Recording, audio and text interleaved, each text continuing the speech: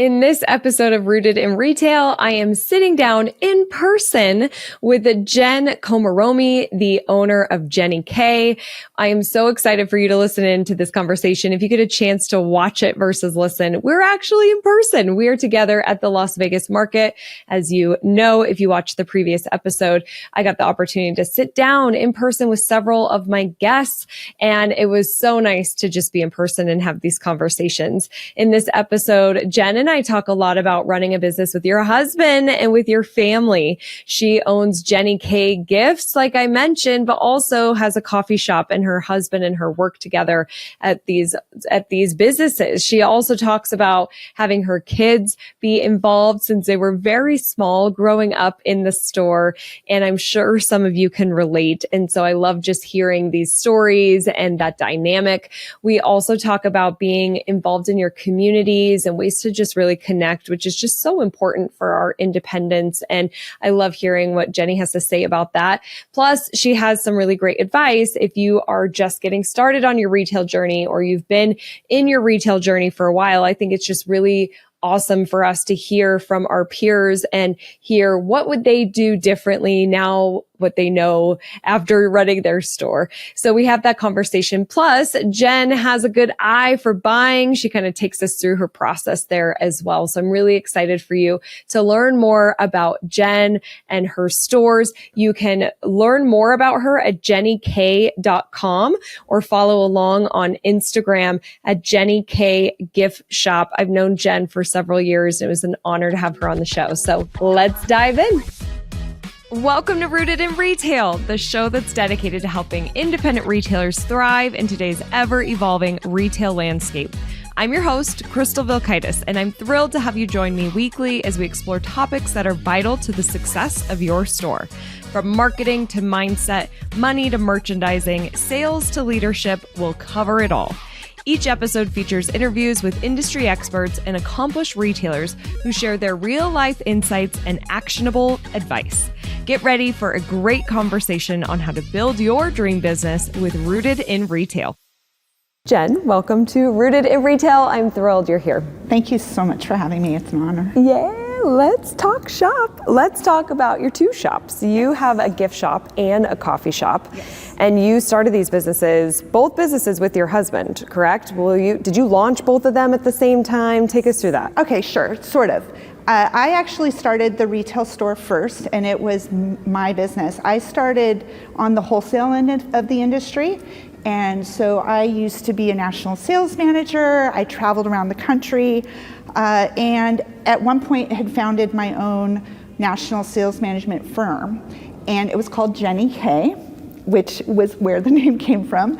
And just because, it was an easy thing for people to remember. And then I was able to get a website designed by some San Francisco State students. And it was beautiful, it was gorgeous. And this was in 2001, actually. And then at that time, retailers were not using the internet and websites, and so I was getting lots of consumers requesting my products. And I had about 6 companies that I did national sales managing for, so I converted my site to a retail site. Yes, I was kind of like pre-Amazon. I did really well those first couple years online. And my husband at some point said, you need to move this out of the house. And so we moved it.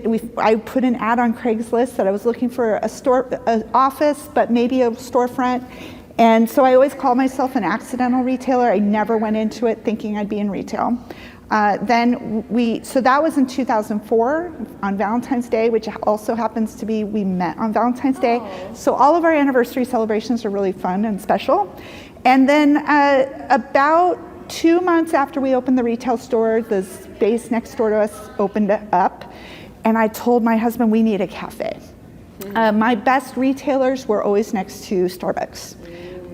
They were the most successful because you've got those people coming in every day. And so we actually looked to find somebody to open a cafe and couldn't find anybody. So then we were crazy enough to decide to do it ourselves. I love it. Yeah. I love that you did that. Yeah. Awesome. Okay, so then how are you and Kevin balancing running these businesses together? So we do have quite a division of labor. I just I mainly do Jenny K. So I do the website, I do the buying, and all the day-to-day operations. Kevin does the books for both businesses, so that's how we divide our labor. And he kind of manages the cafe buying. I used to go and do the shopping for the cafe, even when I was like 9 months pregnant. I was out at Costco, like asking customers. I'd run into customers, getting help, loading the cart. But then once Kevin had another job for a long time, once he came full time, he took over the buying for that. We developed the menu together. I had cafe experience. I used to manage a cafe. So all the way that we do the drinks, I developed the entire menu, the training program. We have a pretty established training program. Nice. And then he kind of manages those staff, and I manage we both manage, but he's really in charge. That's his thing. I mean, we are both the bosses, and, but so I think it's hard to work for a husband and wife team sometimes, because maybe if we haven't come together in agreement on something, but in general, at this point, we've got it dialed in. Yeah, it sounds like you do. You have very clear who's doing what, which I think that is so critical. Absolutely. I've heard from other husband and wife businesses that the employees have a hard time with that sometimes too, but I think that is just what it is. Yeah, and we really try to be like, okay, how are we doing this? Mm-hmm. I remember when we first started, we actually would have arguments with each other with customers right there in the beginning. It was so bad. I just think, but we now have our standards in place and we agree on them. Good. But it took years. Yeah, well, you're learning, right? You're learning. You mentioned raising a family within your business, 9 months pregnant at Costco, and I know you had your kid working early, right? When we were prepping for this, you said like 14 weeks or something, like a young... So both of our kids, I only got 3 weeks off, and then my husband was like, you need to come back to work. So both kids were raised in the business. When my son was little, we would wear him while we were doing the cafe. We would both work the cafe in the morning before I would open the store, because the cafe is really busy. He would be in his high chair, eating Cheerios during the morning rush. Oh my goodness. It was so special, because we had this one customer, this is one of my favorite stories. We had this one customer that asked if he could speak to him every day in Mandarin, who's Chinese. Oh, cool. And he said, I want to just see how I'll come every day, because this guy did a casual carpool into San Francisco with another customer. And so he would come every day and speak to Jack in Mandarin. And Jack spoke Mandarin. And people would be like, it sounds like he's speaking in Chinese. And I was like, yeah, he is, but we don't know what he's saying. You have no idea. No idea. And the customer was so excited, because he said he spoke perfectly, he had no accent. But then that customer moved, so it's such a bummer. But the kind of fun thing about it is Jack has perfect pitch, which Chinese is a tonal language, so 95% of Chinese have perfect pitch. And so I kind of think he got it from that. Although he isn't in music now, but it was they had cool experiences, because customers would entertain them, play with them. And then when they were about 2, they went to preschool. But still, just all of the schools they've attended were walking distance to the shops. Oh, great. And I think for them, I hope they look back on it and have fond memories. Oh, I'm sure. Well, and that's a true family business right there, like through and through. If we have to all be there at 5:30, they go too. Yeah, right? We're all in this together. Yeah. I love it. Okay, so you were also raised in a family business. How has that influenced your approach to business, and what do you think that's also taught your children?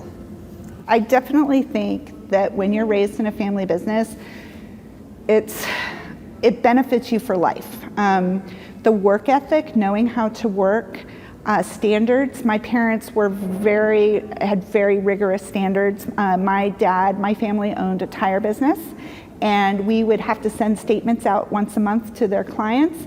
And we would, it was a family, the first of the month, it was a family chore. We never got paid for it. But we had to put the labels on perfectly straight. And if it wasn't straight, my dad would tell us that cost us 10 cents because we had to redo it. My dad taught me with everything he did, even just putting on a label. He says, this is how our customers see us. So when they receive a package from us or anything, even the stamp had to be straight because that's going to reflect on our business. And I think thinking of those details, like every part of your interaction with your client, that was a very big lesson. And I have shared that when I used to manage a factory. I shared that with my staff then, just about being really consistent with standards and having high standards. And we have high standards. And I think that's why we're still in business. Well, I was going to say, I say this a lot, that the customer has so many choices and you really have to work hard for you to be that choice. And so having some of those levels of standards and teaching that to your kids too. They're going to bring that through to their jobs, maybe their businesses that they start. Well, and even my staff, we refer to a lot of our staff as our kids. We're very proud of where our kids have gone. And people often think, oh, they're all your children. No, they're just, it's a family, but we know they're not going to work for us forever. We know that they're going to go on at some point. We want to make sure we give them things that help them in their future. And we have kids, we have somebody who works for Google. We have somebody that is a storyboard artist at Pixar. Wow. Like, we've had really successful graduates and we're so proud of all of them. That's so cool, Jen. I love it. Okay, Contra Costa Times, tongue twister for me, which is a regional publication in the Bay Area, said that shopping at Jenny K is like shopping with a girlfriend with a really good eye. Can you share a little bit about your sourcing process and how do you find some of these smaller manufacturers? Like, take us through how you developed your eye and how you use it. Well, I definitely think that my eye, part of it is my family heritage, sort of. My grandparents were art collectors. My parents are art collectors. My grandparents lived in the Philippines and they would collect the antiques, and this was 50 years ago. So the antiques, they would go exploring for antiques in the Philippines.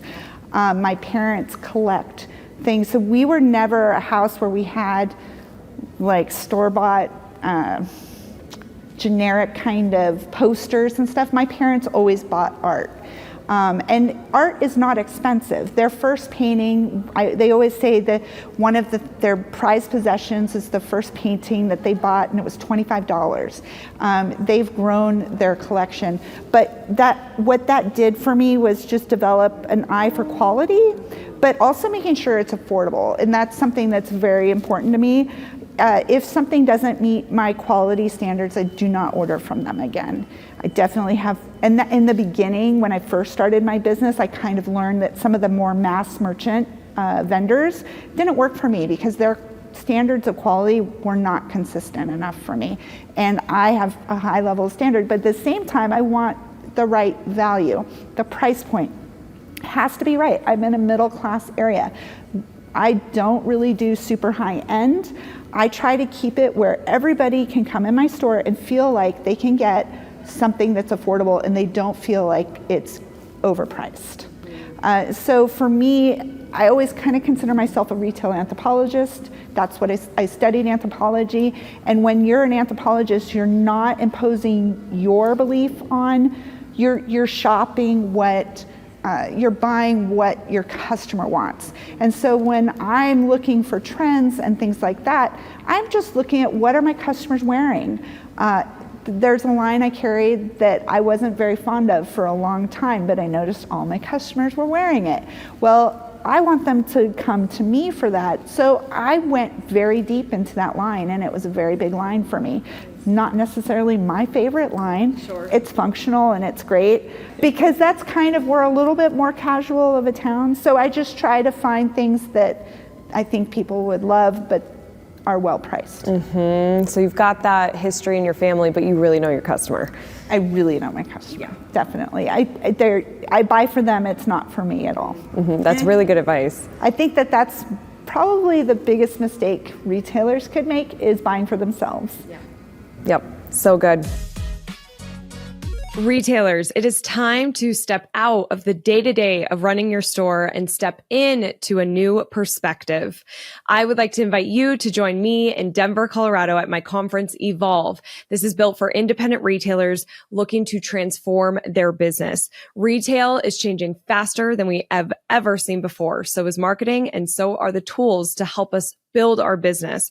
This conference is one of the best places for you to stay up to date and stay relevant. And it's super, super early bird pricing right now. So you can get a ticket for as low as $197.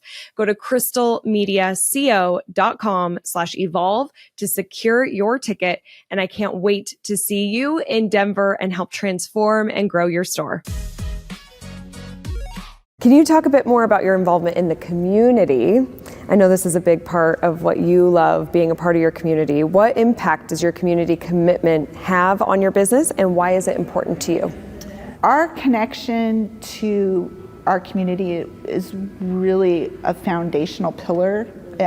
For the coffee shop, when we came up with our tagline, it was coffee, tea, community. We wanted to be that third place for people.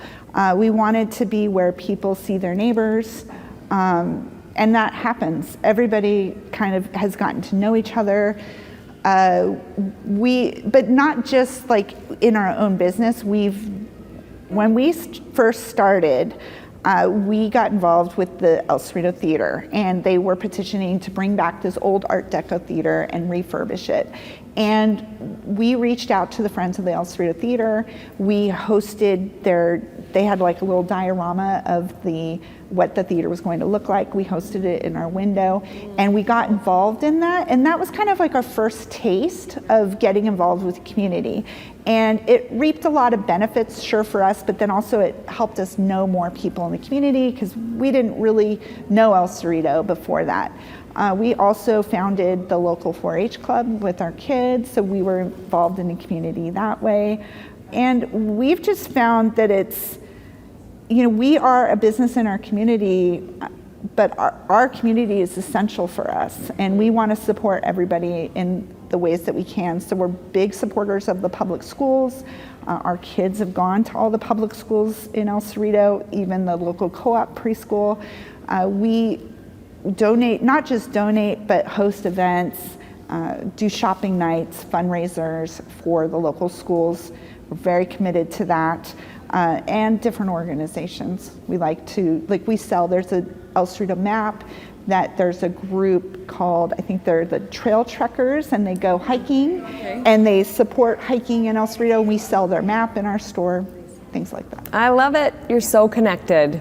We can't go anywhere without knowing. Yeah, yes, you're like a local celebrity because you're so connected. Absolutely, yeah. We are so connected, and it's great. We love it. We walk every morning, and in the community we see all the neighbors. And part of the reason why we have focused so much on community is our location is a little different. We are nestled in a community, in the neighborhood. Okay. So we're not in a typical retail zone.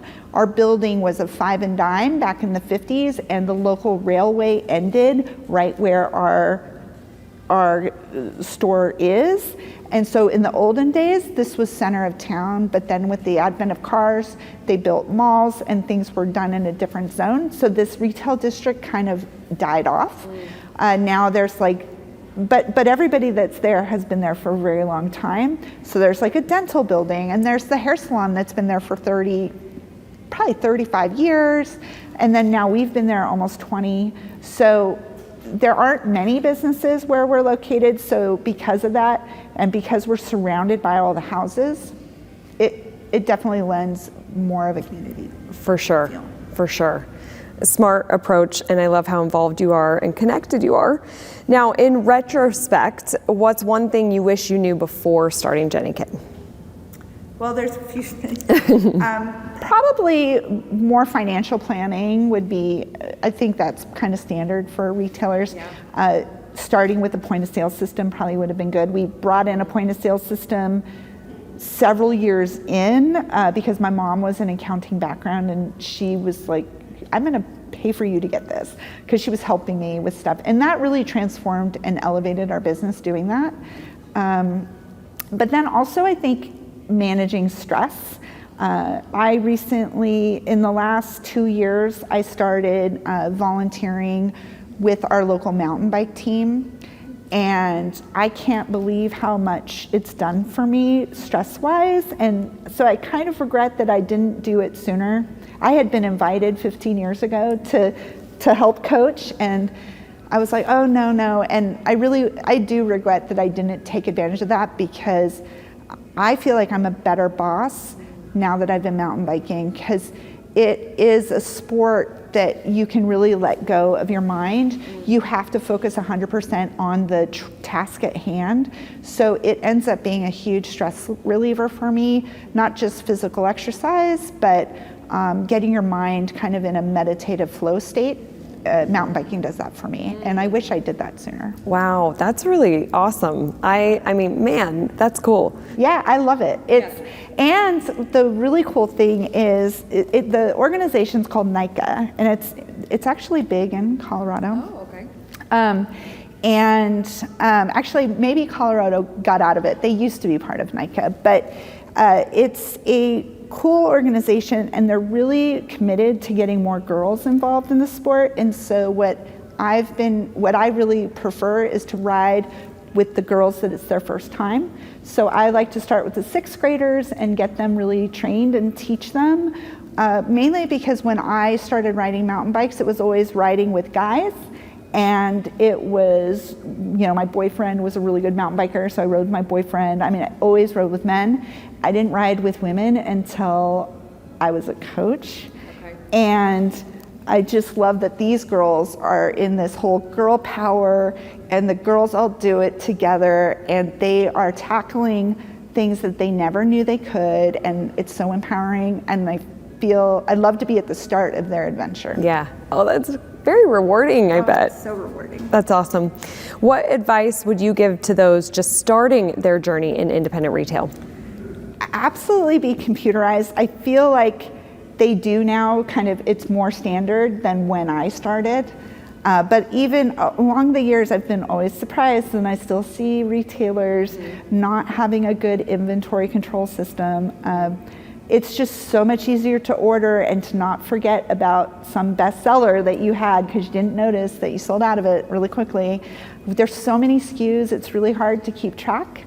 So find a program that has excellent reporting for inventory, and last sold by date, last received by, being able to get really good reporting, I think is essential. Yeah, knowledge is power. Data is power. I love numbers, and you have to love numbers. There was a retailer that was up the street from us, and unfortunately, she wasn't in business long, but I would always ask her numbers. She's like, why are you so into the numbers? And I was like, well, the only way to stay in business is to know your numbers. You have to know your numbers. You have to. Yeah. So what does the future look like for both your store and the coffee shop? Well, we are big about visioning, and everything we've ever visioned has come true. So we've realized we need to dream bigger. So we've really expanded our vision. We're really working hard. Our eventual goal is we want to buy a building, either if we can't buy ours, another place where we have both businesses together. It's always been a goal of ours, is for them to not be side by side, but actually connected. Because right now we were connected briefly for a few years, but when we expanded the gift shop, there's a business in between us. Not really a business, but there's an organization in between us.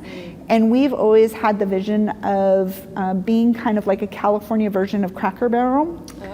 And that's always been what we wanted, where you have to walk through the gift shop to go to the cafe. I love it. Yeah, but we've never been able to have that happen, and we really would like that to happen. Cool. But if it can't happen in our current location, we'll find another location. The other thing we're working really hard on is massively growing our online business. Okay. We do, compared to most retailers, our online is pretty strong. But we know it can probably be 10 times what it is. So we're working on that. We're really working hard right now on that, and we're learning a lot. We're working with Merchant Mastery, and I'm really impressed with their program.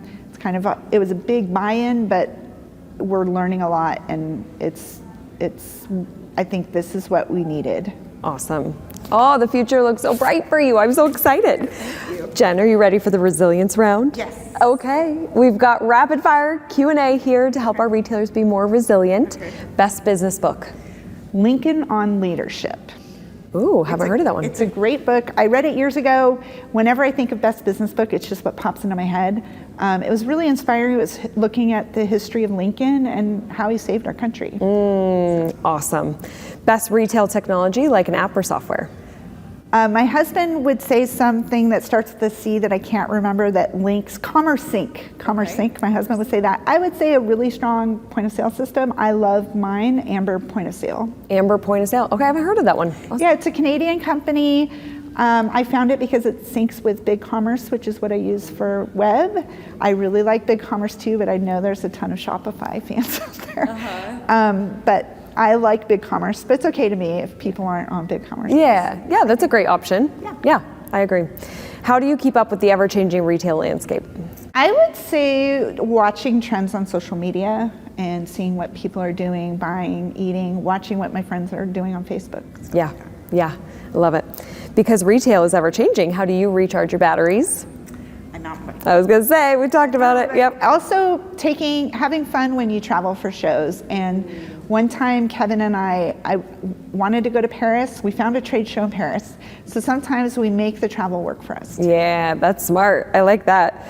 To help retailers be stronger, more rooted in success, what's a retail best practice? Definitely start with a point of sale system. Yep, good one. Finally, what do you think the future of independent retail looks like? I think it's going to be good for people that are willing to kind of think outside of the box.